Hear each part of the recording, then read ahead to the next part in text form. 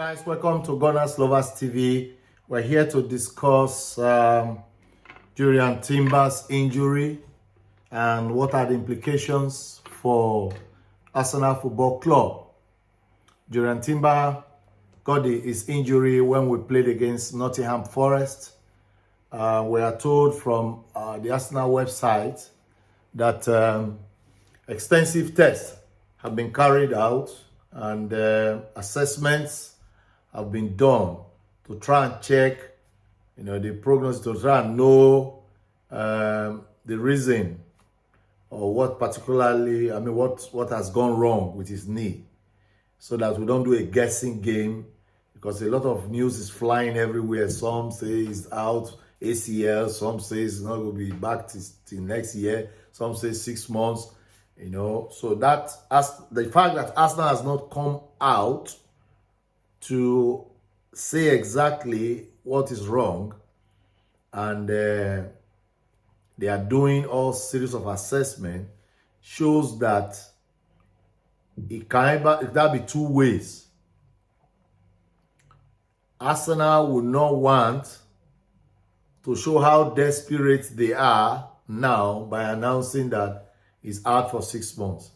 You know what that means? If you go tomorrow and ask a club for a defender, they now know Arsenal is desperate. So what will Arsenal do?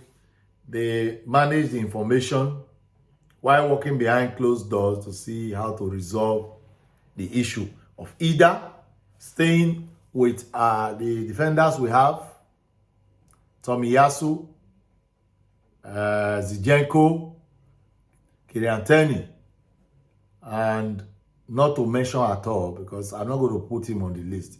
So as far as I'm concerned, he's not an Arsenal player. Rob Holding. Yes. So that's what I'm saying concerning the replacements. So Jurrien Timber, we know he the ground running. In fact, when we assessed the first three, because now we have also gotten in David Raya, when we assessed the first three officially announced players that we bought, Havertz, Declan Rice, and Jurrien Timber, his percentage came up higher than every one of them. He has performed so well that you would think he has been playing for Arsenal for a very long time. He's so comfortable with the ball. He understands what Arsenal wants. Our style of play suits him. He is fast. He's strong. His passing ability is very good. His confidence is very high. So that is the kind of player we wanted, and that's what we got. Unfortunately, when he played against Nottingham Forest has done their worst. Nobody will want to hear that. At the end of the day, it's only been said now that he was on his own when he came down, But all the tackles and all the marking, all the altercations he had with Nottingham Forest players trying to play with them, and nobody's assessing that the impact of that one could have been responsible. So, excuse me. So we are hoping that it's not as bad as rumor mongers have predicted it. A lot of people who don't support us now, they are rejoicing now, because Jurrien Timber was a lift, a big lift. In fact, there was a time, because of his performance, when we played Man City and Co. for the Community Shield, there's the comparison that people had to quickly make, that it was even better we didn't get the butcher of Manchester United, Martinez. Rather, we got Jurrien Timber, who is much more better than him. So I know they are rejoicing that he's not feeling well now, but we pray that he will come out better.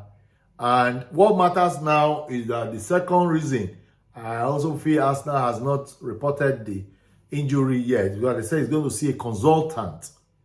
Of course, we all know that a consultant is a specialist who specializes in things like this, injuries like this. He knows what to assess. If you just look ordinary online symptoms of what ACL is, all of us might be carried away to say it is ACL immediately. So, but let's wait for the consultant to come out with his report, and Hassan will now tell the whole world how long he's going to stay. But Matthew is a young man. I think he's between 22 years old, thereabout. And his rate of recovery of a young person compared to, in quotes, those who are now called old in football in their 30s, it's not the same. So he has a very good football brain, and he's strong and a determined young man. Now, who are the likely contenders for his position to deputize and compete with him when he finally comes back? So, Aymeric Laporte of Manchester City is coming into the fray now. A lot of papers have carried it.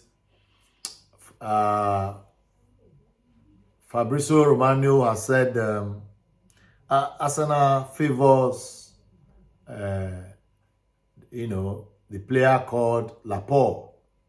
Don't forget, they bought Guardiola, Man City, and they have John Stones there, and they have Nathan Ake also there, and the other defenders that they have. So Laporte's chances in Manchester City has been reduced. And because of that, people are thinking he might want to seek more game time.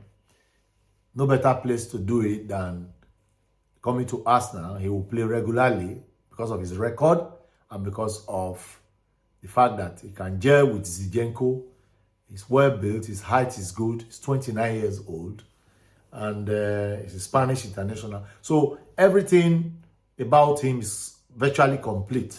He's he's quite so experienced in the Premier League.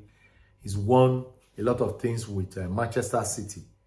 But the problem is that before last year, Mr. Pep Guardiola did not see Arsenal as a threat nor a title contender.